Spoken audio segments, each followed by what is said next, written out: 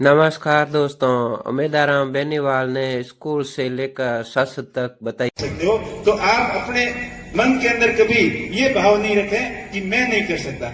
मुझे भी इस चीज का पश्चाताप है कि मैं जब 8वीं के अंदर गांव में पढ़ता था तो मेरी भी इच्छा थी कि मैं बाड़मेर की किसान हॉस्टल के में पढ़ूंगा, क्योंकि किसान हॉस्टल के बारे में सुनते थे। कई हमारे गांव के बच्चे जो मेरे से सीनियर थे वो यहाँ पढ़ते थे। तो लेकिन मेरी परिवार की स्थितियां ऐसी थी कि मेरे को पढ़ाई के साथ साथ में मजदूरी भी करना था।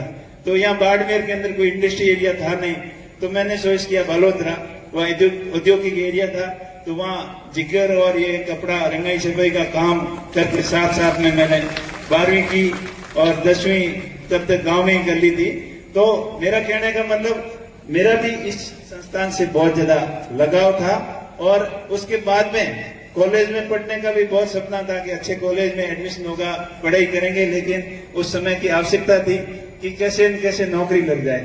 तो 10वीं करते ही फौज की भर्ती के पीछे पड़ गए और धीरे धीरे 12वीं होते ही फौज की भी नौकरी लगी, साथ में पुलिस की भी लगी। तो दोनों में सोच के वो पुलिस वाली ठीक है, इसमें जाते हैं। तो पुलिस की नौकरी ज्वाइन करने के बाद में फिर भी मन नहीं भरा। वहां जाके दिल्ली की साकन शोध देखी, वहां दिल्ली की हलचल देखी, तो ये लगा कि हमें भी कुछ बड़ा आदमी बनना है, कैसे बन सकते हैं। तो प्रयास किया। आशीष जी बैठे, मैं आपको बताना चाहूंगा, मैंने भी वहां यूपीएससी की कोचिंग ज्वाइन की, क्योंकि जब तक 2-4 साल निकल गए थे प्राइवेट के रूप में। 12वीं के बाद में स्वयं पार्टी के रूप में मैंने ग्रेजुएशन भी यहाँ बाड़मेर कॉलेज से किया था, 2000 में कंप्लीट हुआ। तो उसके बाद में वहां तैयारी शुरू की, लेकिन वहां लगा कि यहाँ अपनी बात जमने वाली नहीं है, क्योंकि वो लग जाता है कि अपन क्या करने जा रहे हैं और क्या कर पाएंगे कि नहीं कर पाएंगे, कोशिश करने पे पता चल जाता है। तो वहां बात नहीं बनी।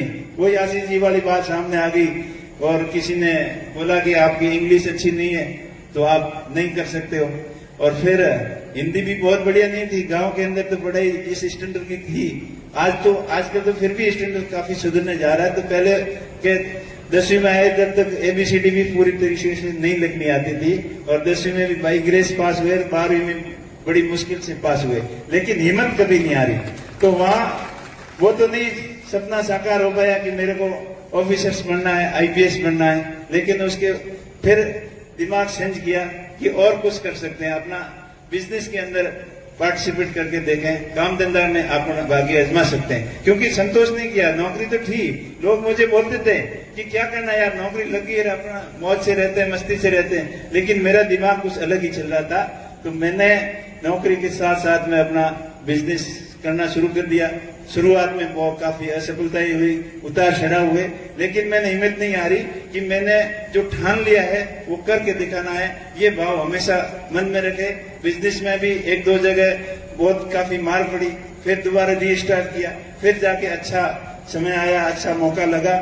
और हर एक प्रत्येक आदमी के जीवन में एक गोल्डन चांस जरूर आते हैं, लेकिन उसको अपन कैसे भुना सकते हैं, अपना कैसे सकते हैं, वो अपने खुद के ऊपर डिपेंड करता है। तो मुझे भी अच्छी काम धंधे की लाइन हाथ लगी और फिर नौकरी से रिजाइन कर दिया।